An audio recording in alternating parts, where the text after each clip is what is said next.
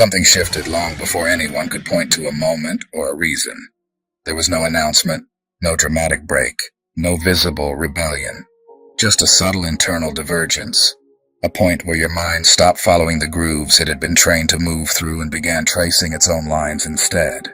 At first, nothing around you appeared different, but you could feel it in the way explanations started sounding rehearsed, in the way certainty felt brittle instead of solid, in the way authority relied more on repetition than understanding. You didn't reject what you were taught outright. You examined it.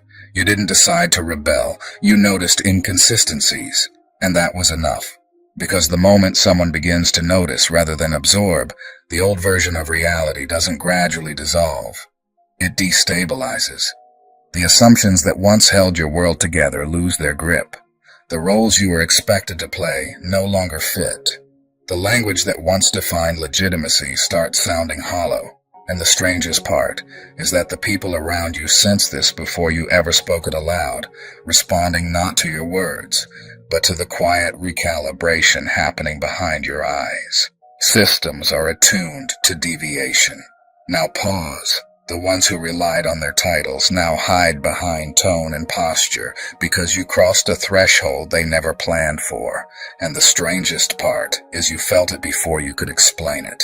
That internal shift where the air around you felt different, where familiar spaces no longer responded the same way, where admiration quietly turned into distance, politeness replaced warmth, and those strange smiles began appearing, the kind that signal recognition without acceptance.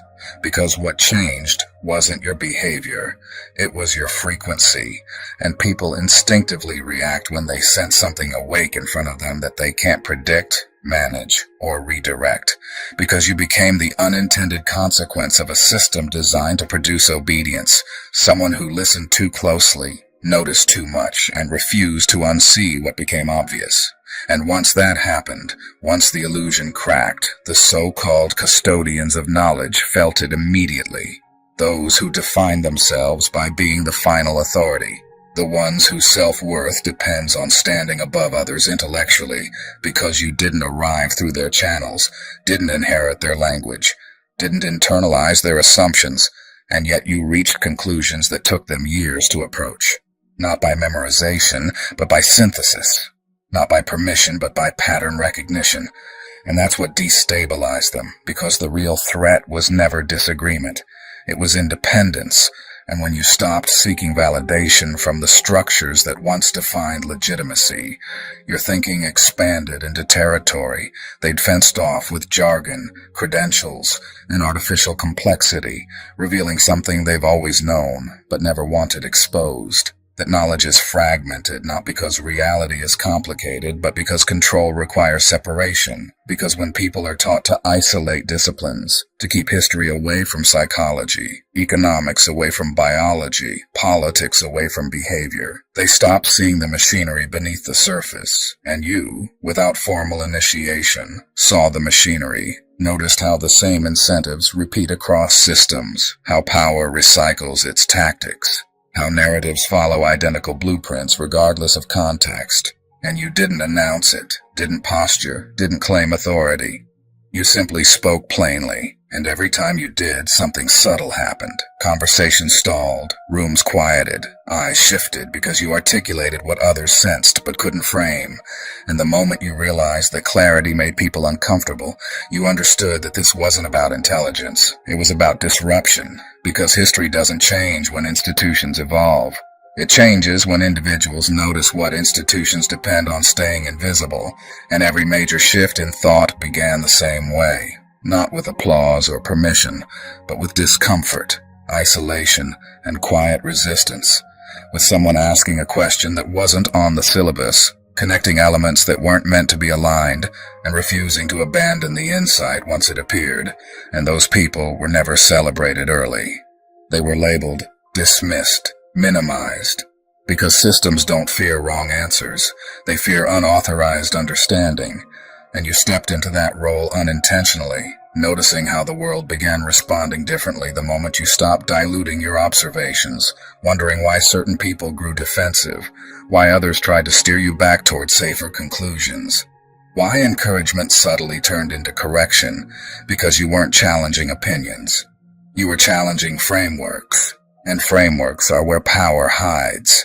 And it didn't feel dramatic at first. It felt like a click. A quiet internal alignment where information stopped feeling scattered and started behaving like a living network, where topics once treated as separate revealed shared structures, where randomness gave way to pattern, and that was the moment you crossed from participant to variable, from consumer of narratives to observer of mechanisms. And once that happened, containment became the priority, because labels are the first line of defense, followed by noise, followed by credential shaming, all attempts to pull you back into a controlled lane, to remind you that understanding without authorization is dangerous, but reality doesn't obey credentials. It responds to perception, and your perception had already recalibrated, allowing you to reason without asking whether you were allowed to, and the irony is, you weren't trying to dismantle anything. You were simply honest, simply attentive, simply unwilling to pretend ignorance for comfort, and that honesty exposed the fragility of structures that rely on mystique, because when you speak plainly about complex things, you remove the illusion that complexity equals depth, and that's when the system starts glitching. Not loudly at first, but subtly, through dismissive phrases that replace explanation, through appeals to authority that mask insecurity, through exaggerated critiques of minor errors meant to distract from larger truths. Because when logic can't be refuted, the person using it must be discredited, and you watch this play out repeatedly, noticing how credentials became shields, how tone replaced substance, how complexity was weaponized to obscure simplicity, because simplicity threatens hierarchy, and the more calmly you connected ideas, the more agitated the responses became, because agitation is what happens when illusion is confronted by coherence. And you realize that education, as they define it, isn't about expanding awareness, but about narrowing acceptable conclusions, about specialization that prevents synthesis, about expertise that protects its borders, and you violated that unspoken rule by thinking across boundaries, by recognizing that systems share skeletons, that incentives shape behavior more than ideology, that control operates through fragmentation. And once you saw that, you couldn't unsee it because awareness rewires perception permanently, making manipulation obvious, making narratives transparent, making authority conditional rather than absolute. And that's when you understood why their reactions felt personal, because they were. Because your clarity threatened their investment in confusion, and every time you spoke, you illuminated something they depended on staying dim. Every time you connected dots, you exposed motives embedded in structure, and while they pretended calm, internally they scrambled because they knew what you'd touched, not facts but patterns, not information but architecture. And architecture is harder to defend, because once someone sees the blueprint, the illusion collapses. And that's why the system responds the same way every time. First dismissal, then complexity, then credential attacks, then character judgments, because it isn't designed to engage with someone who sees from above. There comes a phase in a person's life that doesn't announce itself with noise or drama, but with a subtle internal disobedience, a quiet refusal to keep agreeing with things that no longer resonate. And at first it feels confusing because nothing on the outside has changed. Yet everything on the inside has shifted. The way you listen changes. The way you respond changes.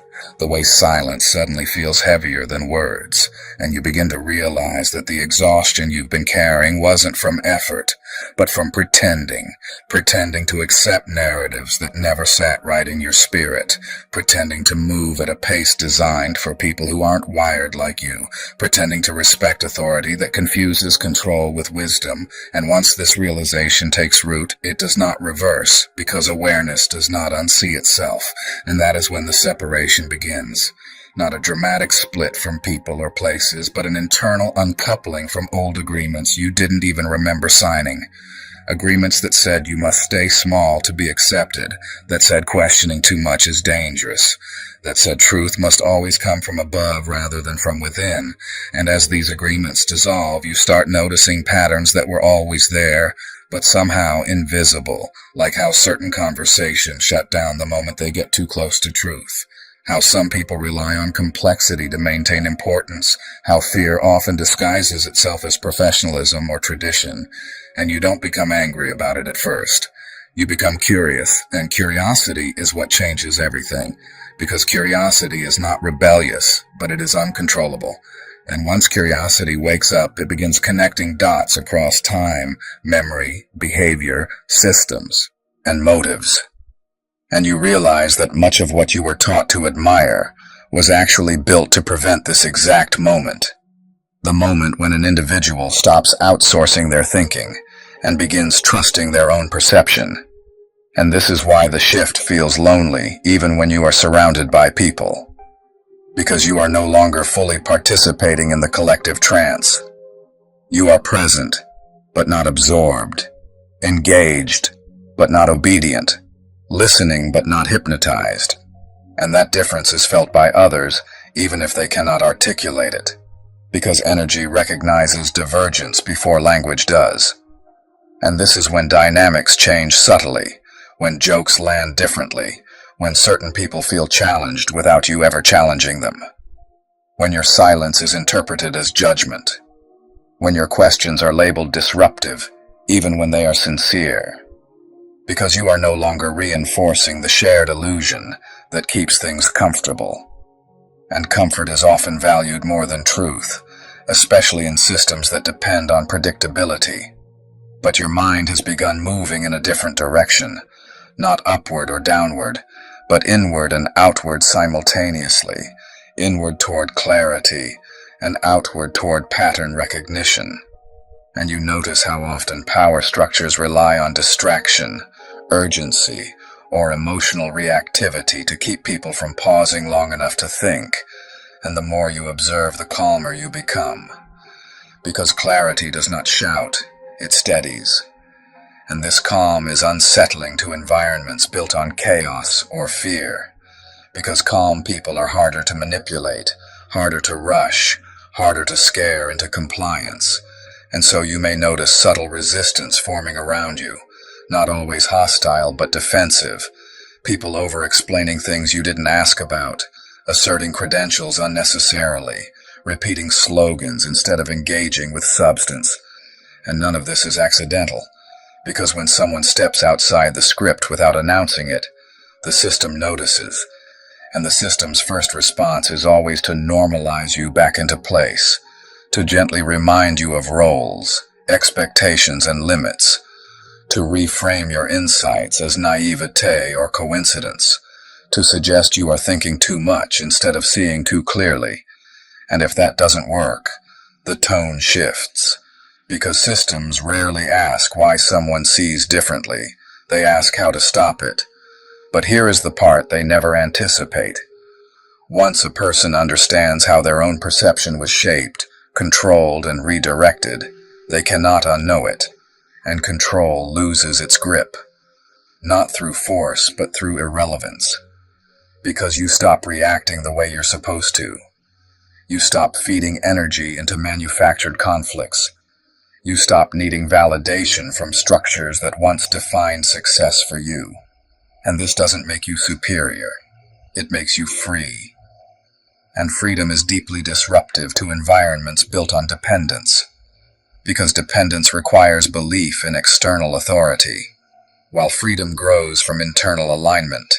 And as you align more deeply with your own discernment, you begin noticing how often truth is simple, but intentionally buried under layers of noise. How solutions are obvious but ignored because they threaten existing hierarchies. How intelligence is measured by memorization rather than insight.